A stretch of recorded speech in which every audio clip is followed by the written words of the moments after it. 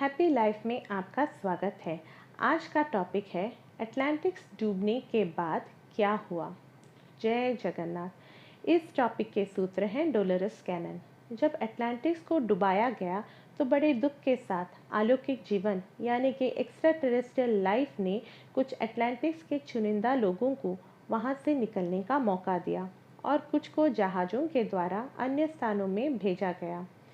जी हाँ दोस्तों, पहले भी अटलांटिक्स जैसे कई महाद्वीपों को कुछ कारणवश डुबा दिया गया, पर उनके डूबने पर जीव और जड़ जगत के जीन और ज्ञान को अपने साथ ले जाया गया।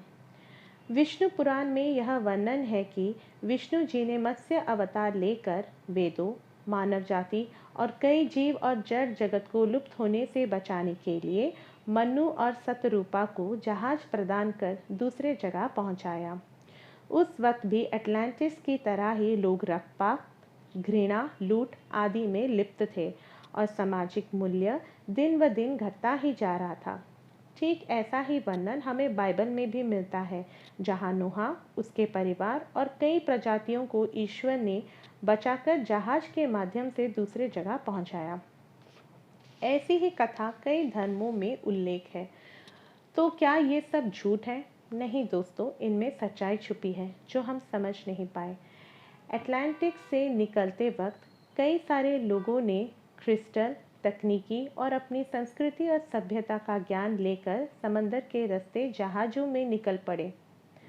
तब उनका उद्देश्य उस ज्ञान की रक्षा कर उसे बुरे लोगों से बचाकर आगे पीढ़ी को तोहफे के रूप में सौंपना था। अब ये कहना तो मुश्किल है कि उस ज्ञान को पृथ्वी के किस किस कोने में छुपाया गया। ऐसा ही एक जगह इजिप्ट भी था जहाँ कुछ लोग पहुँच पाए।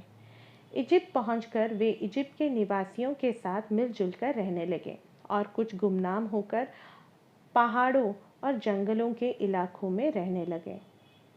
अटलांटिक्स की सभ्यता बहुत उन्नत थी, यानी कि ज्ञान सभी के पास था। वहाँ दूसरी तरफ इजिप्ट में ज्ञान कुछ चुनिंदा लोगों तक ही सीमित था।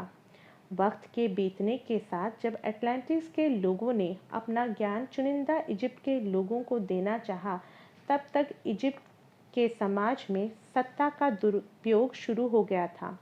उस वक्त ऐसा ज्ञान इजिप्ट वासियों के हाथों में सौंपने का मतलब और एक महाद्वीप को डुबाना था।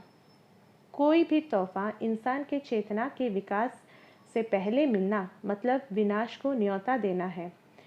बड़े ज्ञान के साथ बड़ी जिम्मेदारी आती है। अटलांटिस के ज्ञान को सुरक्षित रखने के लिए बचे हुए अटलांटिस के लोगों ने उसे पिरामिड के एक पत्थर में रख दिया, जिसे खाली आंखों से देखा नहीं जा सकता। वह अदृश्य है।